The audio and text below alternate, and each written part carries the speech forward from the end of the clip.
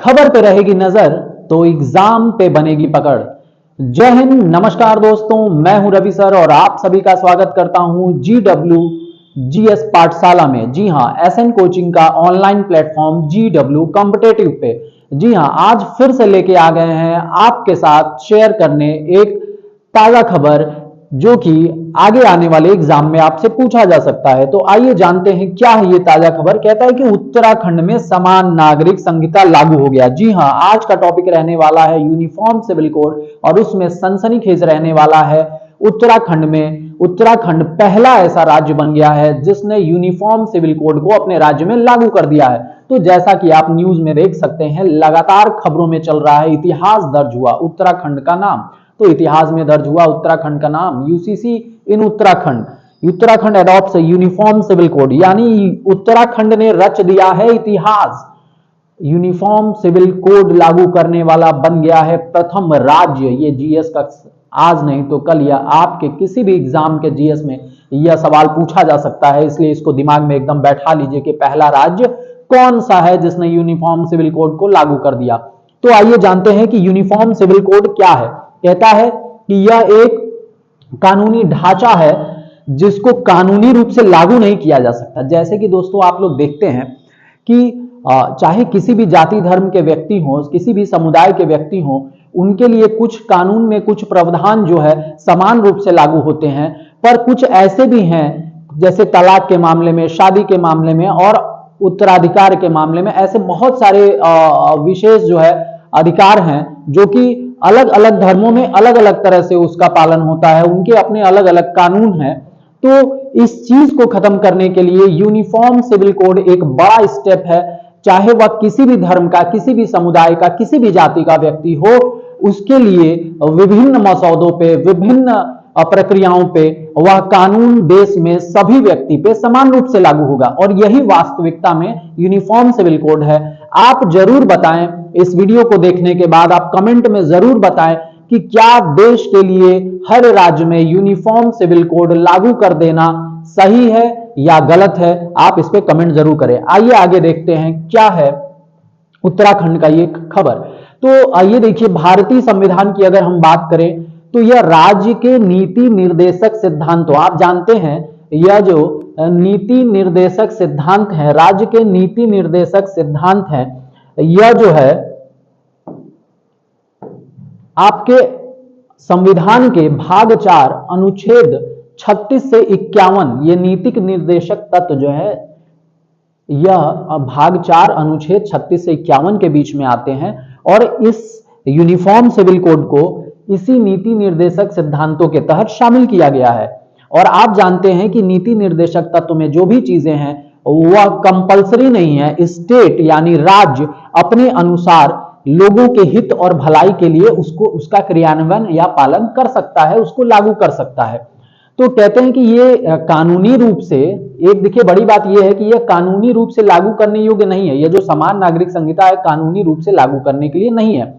यह जो है संविधान के, समान नागरिक संहिता संविधान के अनुच्छेद 44 में दिया गया है। तो चलिए आगे जानते हैं। आप जैसा कि देख सकते हैं कि उत्तराखंड समान नागरिक संहिता अधिनियम 2024 क्या है इसमें खास, आइए जानते हैं। यह जो है हमारे यशस्वी प्रधानमंत्री नरेंद्र मोदी के नेतृत्व में और साथ ही साथ जो है उत्तराखंड के मुख्यमंत्री पुष्कर सिंह धामी के नेतृत्व में यह जो है पूरी तरह से लागू हो चुका है 27 जनवरी 2025 को। तो आइए देखते हैं क्या है खास इसमें, इस अधिनियम में। तो कहता है कि उत्तराखंड के जो भी सभी नागरिक, चाहे वो किसी भी धर्म लिंग जाति, किसी भी धर्म लिंग जाति के हों, उनके लिए विवाह का, तलाक का, गोद लेना, उत्तराधिकार, रख रखाव जैसे कई मामले हैं, इसमें जो है इसको नियंत्रित करने के लिए व्यक्तिगत कानूनों का एक एकीकृत सेट स्थापित करने के लिए बनाया गया है। यानी अलग अलग धर्म समुदाय के लोगों के लिए समान रूप से लागू करने के लिए बनाया गया है। तो कहता है कि उत्तराखंड, देखिए विशेष खबर मैंने शुरू में ही आपको बता दिया था, उत्तराखंड जो है पहला राज्य बन गया है और इसका श्रेय जो है हमारे मुख्यमंत्री, उत्तराखंड के मुख्यमंत्री पुष्कर सिंह धामी को जाता है, जिन्होंने अपने खुशी में बोला है कि यह ऐतिहासिक क्षण है। चलिए आगे देखते हैं क्या है खास। अब अगर हम बात करें तो उत्तराखंड में यह समान नागरिक संहिता लागू होने का प्रक्रिया किस प्रकार से बढ़ा। चलिए आइए देखते हैं दोस्तों, थोड़ा वीडियो लंबा होगा लेकिन यह आपको देगा भरपूर जानकारी जो कहीं ना कहीं आपके एग्जाम में आएगा काम। तो आइए देखते हैं, यह प्रक्रिया 2022 से जो है लागू करने की यह जो प्रक्रिया है इस पे बातचीत चालू हो गया था और खास तौर से चुनाव के दौरान भारतीय जनता पार्टी ने इसको एक प्रमुख मुद्दा बनाया था विधानसभा के चुनाव के समय। तो 2022 में उत्तराखंड सरकार ने यह समान नागरिक संहिता के बारे में बात करना, अध्ययन करना, उस पर मसौदा तैयार करना चालू कर दिया था और इसके लिए उन्होंने सुप्रीम कोर्ट की पूर्व न्यायाधीश रंजना प्रकाश देसाई, बहुत महत्वपूर्ण चीज है, देखिए सुप्रीम कोर्ट की पूर्व न्यायाधीश रंजना प्रकाश देसाई की अध्यक्षता में एक कमेटी बनाई गई। ठीक है, 5 सदस्यीय, कितने सदस्य थे? 5 सदस्यीय कमेटी बनाई गई, एक विशेष समिति की स्थापना की गई।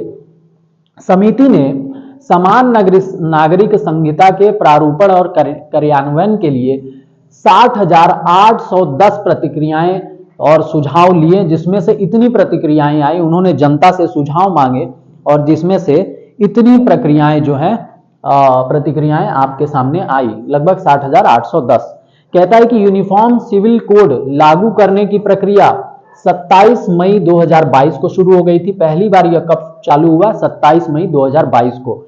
और राज्य विधानसभा ने 8 फरवरी 2023 को इसके विधेयक को पारित कर लिया था। बहुत ही महत्वपूर्ण, 8 फरवरी 2023 को यह विधेयक पारित हो गया था और फिर जो है 8 मार्च 2024 को इसे राष्ट्रपति से मंजूरी मिल गई और फाइनली कहता है कि अक्टूबर 2024 में नियमावली तैयार की गई और अंततः 27 जनवरी, अभी हाँ जी दोस्तों, 2 दिन पहले, अभी 27 जनवरी 2025 से यह संहिता लागू हो गई।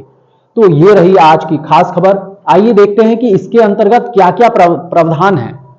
तो आप देखेंगे कि इसमें जो है इनके खास प्रावधानों में आपको दिखेगा। सबसे पहले बात करते हैं कि इस प्रावधानों से छूट किसको मिला हुआ है। यह भी देखिए एक महत्वपूर्ण सवाल है, ये एकदम ध्यान से देखिएगा, नोट जरूर कर लीजिएगा। कहता है कि जो अनुसूचित जनजातियों के लोग हैं, शेड्यूल्ड ट्राइब्स, एसटी, जो शेड्यूल्ड ट्राइब्स के लोग हैं, उनको छोड़ के बाकी जो भी लोग हैं उन पे यह कानून समान रूप से लागू होगा। यानी जो शेड्यूल्ड ट्राइब है उनको इस चीज से छूट है। अब किन किन मामलों के तहत जो है, जैसे विवाह और तलाक की बात कर लें तो कहता है कि न्यूनतम विवाह योग्य आयु जो है महिलाओं का 18 वर्ष और पुरुष का 21 वर्ष। तो 18 वर्ष 21 वर्ष, महिलाओं का 18 वर्ष, पुरुष का 21 वर्ष मिनिमम जो है आयु है।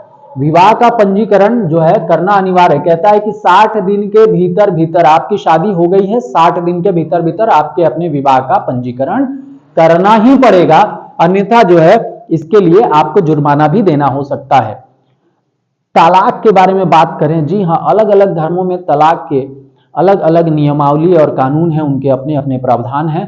तो इस चीज से महिलाओं को बहुत बड़ी राहत मिली है और खास तरह से अगर देखा जाए तो जो मुस्लिम महिलाएं हैं बहुत ही इससे शोषित और प्रताड़ित थी। और भी अन्य धर्मों में केवल 3 बार तलाक कह देने पे, फोन पे या कहीं भी बोल देने से यह तलाक मंजूर हो जाता था धर्म के अनुसार, जो कि अब इसको मंजूरी नहीं मिलेगी। अब तलाक करने के लिए जो है कोर्ट से अनुमति प्राप्त करनी ही होगी, बिना कोर्ट के अनुमति के आपका तलाक मान्य नहीं होगा। और अगर तलाक होता है तो गुजारा भत्ता और भरण पोषण जो है यह देना होगा। अगर उत्तराधिकार और विरासत की बात करें, यह भी इसमें एक महत्वपूर्ण पॉइंट है। कहता है कि बेटे और बेटियों को उत्तराधिकार में, विरासत में समान अधिकार दिए गए हैं। और क्या है आगे, यह जो है एक ऐसी खबर है, इसको मैं 3 बार टिक कर रहा हूं, यह ऐसी खबर है, सनसनी खबर, जो कई लोगों के दिलों को हिला दिया है। जी हां, लिव इन रिलेशनशिप को मान्यता मिल गई है। भारत में लिव इन रिलेशनशिप की मान्यता दोस्तों बहुत बड़ी बात है और यह बड़ी ही रुचिकर खबरों में बना हुआ है। कहता है कि लिव इन रिलेशनशिप को मान्यता मिलेगा, लेकिन इसको भी आपको पंजीकरण कराना होगा। आप लिव इन रिलेशनशिप में रहिए, कोई दिक्कत नहीं है। यह जो है उत्तराखंड सरकार आपको मान्यता दे रही है, लेकिन इसके लिए आपको जो है पंजीकरण कराना होगा। और आपके इस लिव इन रिलेशनशिप के रिश्तों में अगर कोई बच्चा पैदा होता है तो उनका भी अधिकार उसी तरह सुनिश्चित होगा जैसा कि अन्य विवाहों में होता है, जैसे कि अरेंज मैरिज और इस तरह की चीजों में, लीगल मैरिज में जिस तरह से होता है, जो बच्चे का अधिकार होता है वह इसमें भी होगा। अच्छा, कुछ अतिरिक्त प्रावधान भी हैं, उसको भी देख लेते हैं।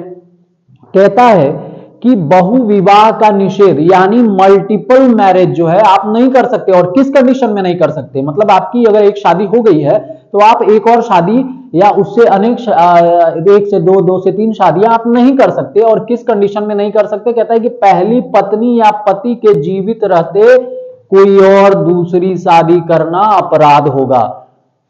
दूसरी बात क्या कहता है, बाल विवाह प्रतिबंधित है। और जो तलाक दंपति होगा, किसी भी धर्म में रहने वाला जो है, उसको जो है अनुमति कोर्ट से लेना होगा। इसकी चर्चा हम लोग कर चुके हैं। हर शादी का रजिस्ट्रेशन कराना होगा, इसकी भी चर्चा कर चुके हैं। 60 डेज के अंदर अंदर कराना होगा। लंबे समय से रह रहे उत्तराखंड में, देखिए ये भी एक खास खबर है, कहता है कि लंबे समय से रह रहे उत्तराखंड में किसी भी बाहरी व्यक्ति को यूसीसी मानना होगा। यानी आप उत्तराखंड में लंबे समय से, सालों से रह रहे हैं, तो आपको भी उत्तराखंड के यूनिफॉर्म सिविल कोड का पालन करना पड़ेगा, समान नागरिक संहिता का पालन करना पड़ेगा। अच्छा, इसकी सुनवाई के लिए विशेष जो है पुलिस टीम गठित कर दी गई है। और न्यायालयों के क्षेत्राधिकार का भी विभाजन कर दिया गया है। इस पे कभी हम फिर चर्चा जो है विशाल रूप में कर लेंगे। तो दोस्तों, ये रही आज की खबर, जो थोड़ा लंबा वीडियो गया, लेकिन है बड़ी मजबूत जानकारी, बड़ा ठोस जानकारी। और आप ये समझ सकते हैं कि इससे बनने वाले हैं बहुत सारे सवाल, क्योंकि यूसीसी हमेशा से एक गर्म मुद्दा रहा है, एक ज्वलनशील मुद्दा रहा है, और आज हम उसी के बारे में बात कर रहे हैं। इस तरह के और भी जानकारी के लिए आप कमेंट सेक्शन में जाएं। यूनिफॉर्म सिविल कोड सही है, गलत है, उसके क्या फायदे नुकसान है, अगर आप कुछ बताना चाहते हैं, चर्चा परिचर्चा करना चाहते हैं, तो कमेंट में जरूर अपनी राय दें। हम लोगों के लिए वो बहुत खुशी की बात होगी।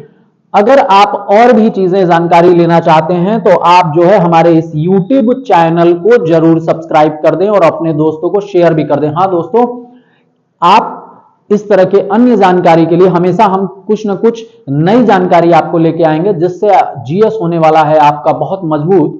तो हमेशा जो है खबर पे नजर बनाए रखने के लिए और एग्जाम पे पकड़ बनाए रखने के लिए हमारे चैनल, आपके अपने channel GW competitive SN coaching को जरूर सब्सक्राइब करें। एसएन कोचिंग वाराणसी को पेज को फॉलो करें, और साथ ही साथ किसी भी नए बैच के प्रारंभ होने की जानकारी के लिए या किसी भी तरह की आप कॉम्पिटिटिव बैच की तैयारी कर रहे हो, चाहे वो एसएससी, बैंक, रेलवे की हो, चाहे वो सीटेट, एस्टेट, सुपरटेट या रेलवे पीआरटी, बीपीएससी पीआरटी की हो, अभी जो है तुरंत में नए बैच चालू हुए हैं, आप ज्वाइन कर सकते हैं और इस पे इंक्वायरी कर सकते हैं। आज के लिए इतना ही। जय हिंद, नमस्कार दोस्तों।